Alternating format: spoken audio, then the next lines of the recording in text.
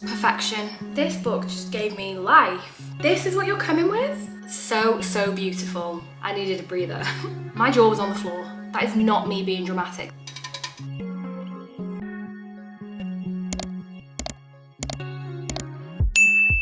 Hello my book besties. Welcome or welcome back. You know the drill at this point.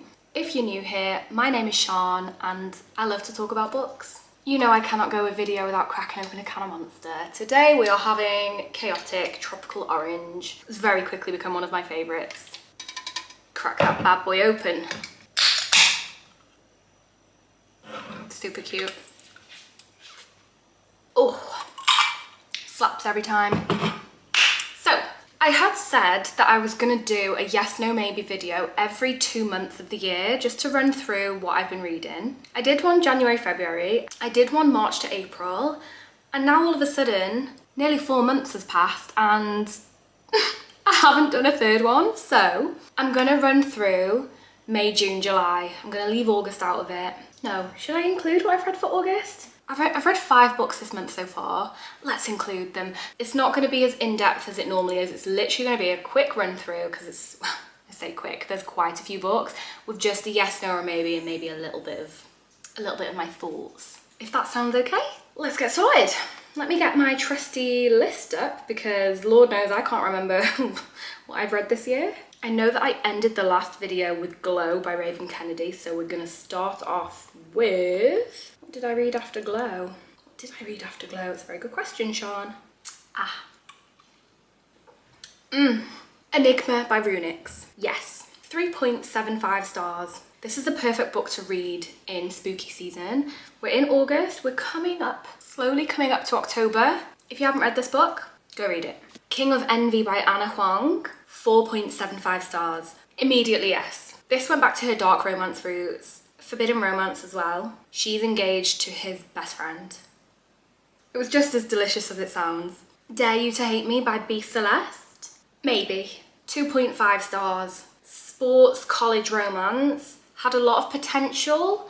Kind of lacked on the execution and writing a little. So maybe. One by One by Frida McFadden. Yes. 4 stars. Such a gripping story. Couldn't have guessed the plot twist if I tried. It was really brilliant. I remember feeling quite nervous and scared while reading it, and that's the hallmark of a good thriller. The Song of Achilles by Madeline Miller. 1000% yes. This was 5 stars for me. This has made it to my God tier list. This book will haunt me for the rest of my life. Like, that is not me being dramatic. That is like no word of a lie. This book was everything to me. Based on the story of Achilles and Patroclus, who had this romance. It's YA. Just a very, very beautiful and heartbreaking story. It actually ripped my heart out. I was sobbing for days after this. But it's everything. Don't let that deter you. You must read this book. The Tenant by Frida McFadden. 4.75 stars. Yes. This is her latest release this year, I think, and it was excellent, absolutely excellent. It's also being picked up to be made into a film, just like The Housemaid is, and I'm not surprised because my jaw was on the floor. First to Die by James Patterson. Yes. 4.25 stars. Again, the plot twists. I didn't see them coming, I really didn't. Kept me hooked. Really likeable main character. It followed the detective who was trying to solve the murders, and it was just brilliant. Rewind It Back by Liz Tomford. Oh yes. 4.5 stars. This was an excellent conclusion to one of my favourite series that I've ever read. The Windy City series will have my heart forever. Rio was one of the best side characters throughout the series. He deserved his book so much, and this did not disappoint me. It gave me everything that I wanted for him. Older by Jennifer Hartman. Yes. 4.25 stars. This book gripped me by the throat and it choked me there and it didn't let go. Yeah, I wasn't mad at it in any way. It was delicious. It was actually fucking delicious. I think it speaks for itself. It's an age gap romance. Hallie and Reed. Get to know them. If you like an age gap romance, guys, please get to know them. If We Ever Meet Again by Anna Huang. No. 2.75 stars. I am a huge Anna Huang fan. don't get me wrong, but this series was very clearly her early work, and it was written in third person, which she doesn't do now. She writes in first person, which she does extremely well, and this for me just wasn't done that well. So no. Releasing 10 by Chloe Walsh. Yes. 4.75 stars. This book was extremely heavy and at times very, very difficult to read. If you're going to read this, you need to read your trigger warnings first, because it was very dark. Very, very, very dark. Probably the darkest book I have ever read. Not because it's a dark romance, but because the things that happen to the main character are just so awful. However, the relationship between Lizzie and Hugh was everything that I wanted it to be, and they're just so complex. The characters are so complex. You need to read it. Beautiful Venom by Rena Kent. I'm gonna go with maybe. I gave it 2.5 stars. Probably my least favourite that I've ever read of Rena's. I've been slowly making my way through her universe since like last year. I've made quite a good dent, and there hasn't been a book that I haven't enjoyed yet, except for this one. There were some elements I really liked, like, don't get me wrong, I love dark romance, but this just wasn't it for me. If the Sun Never Sets by Anna Huang. This is the duet to If We Ever Meet Again. I'll say maybe for this one. It was marginally better than book one, but still the writing style hadn't changed and still had the same sort of issues that I had with the first one, but the storyline was a little bit better in this. So maybe. Gold by Raven Kennedy. Maybe. I gave it 3 stars. It was my least favourite of the series at that point. I found it really, really slow in some parts, but then the end kind of brought it back for me. I probably would have rated it lower if the end hadn't brought it back, so maybe. Although the very end, like the final pages, really pissed me off. So I didn't pick up the next book, the final book, for a couple of months after this. I needed a breather. Lotus by Jennifer Hartman. Yes. 4.5 stars. This book was stunning. So, so beautiful. So emotional. Jennifer Hartman, the one thing she's going to give you, it's an emotional story, and she didn't disappoint with this one. It was so good.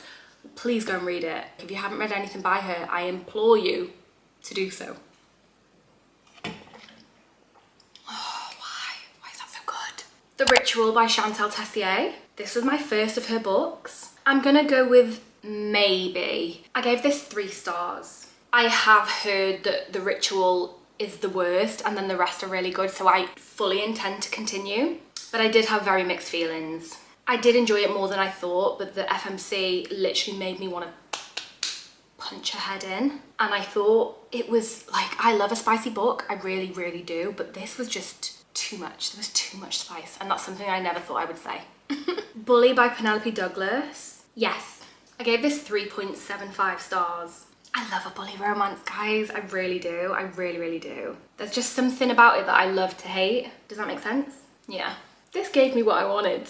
And then Until You by Penelope Douglas. I gave this 3.5 stars. This is Bully's counterpart. So Bully was Tate's POV, Until You is Jared's POV. So I was very excited to get a peek into his mind. Yes, it's the same story, but there was extra scenes in this. So it wasn't just basically a copy and paste. It was very entertaining. The City of Gods and Monsters by Kayla Edwards. Yes. I gave this 4 stars. This was a great introduction to this series. It really, really kept me hooked. I very quickly became obsessed with Darien Castle. But then we had City of Souls and Sinners, and I'm gonna say no. Like, what the fuck was this? After book 1?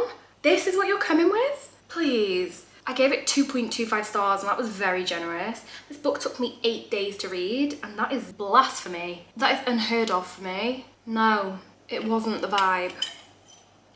But then we had City of Lies and Legends, and she fully redeemed herself. 4.5 stars. Yes, loved everything about this book. The new characters that were introduced. This book just gave me life. The Woman on the Ledge by Ruth Mancini. Yes, 4 stars. This was a great thriller. This was really, really good. I read this in one sitting. It took me like 4 hours. I just binged it. Couldn't put it down. Really, really gripping. Like, getting into my thrillers this year, you know? Severed Heart by Kate Stewart.